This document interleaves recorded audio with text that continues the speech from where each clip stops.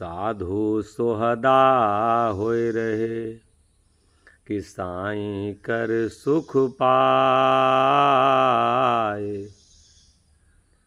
साह मोहन घर बन तजय, अधर रहय समाए। साधु सोहदा हो रहे।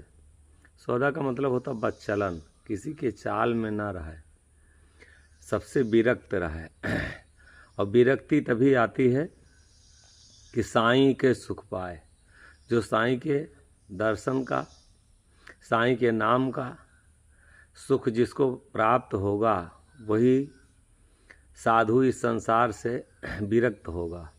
वरना कहाँ मोहन घर बन तजय, अधरे रहाय समाए। नहीं तो घर और वन दोनों की कहीं न कहीं से मन में इच्छा लगे रह गए।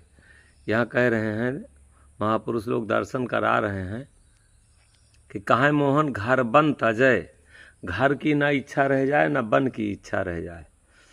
अगर हम घर छोड़ करके और वन में गए और उतने कर्म फैला दिए, तो घर और वन में कोई अंतर नहीं रह गया। अधरे रहा समाय। अधर का मतलब स्वयं में, त्रिकुटी में हमारा अधर जो स्थान बताया गया है, उस त्रिकुटी में जो संत या साधु ध्यान करते हैं, अपने में जो समाहित होते हैं, दुनिया में समाने वाले को कभी भी सुख नहीं मिल सकता। सुख जब तक उलट समाय, तिलक छाप पूजा वचवन क्या रंगे है चामा। तिलक तरह तरह के, अगर संसार को संतुष्ट करने के लिए हम भेष बनाए हैं, तिलक बनाए हैं, मुद्रा लगाए हैं, और स्वयं संतुष्ट करने के लिए अगर हम कुछ नहीं कर रहे हैं, तो ऐसी भक्ति से हमें कभी शांति नहीं मिल सकती।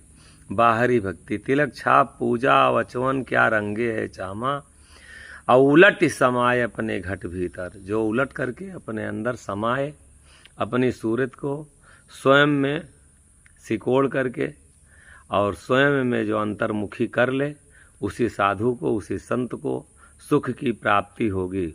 और अगर चाहे वो घर हो और चाहे वो आश्रम हो, अगर शिष्यों में मन लगा है, शिष्यों में मन दौड़ रहा है, शिष्यों में चाहना कामना दौड़ रही है, चाहे बच्चों में चाहना कामना दौड़ रही है, तो संत लोग कहते हैं कोई अंतर नहीं है उसमें। साधु सोहदा हो रहे, जिनकी चाल उलट जाए, संसार से जो विपरीत अपनी चाल बना लें और उर्ध्वमुख हो जाएं। साधु सोहदा हो रहे, साईं कर सुख पाए। और कहाँ मोहन घर बन तजय, अधरे रहे समाए। न घर की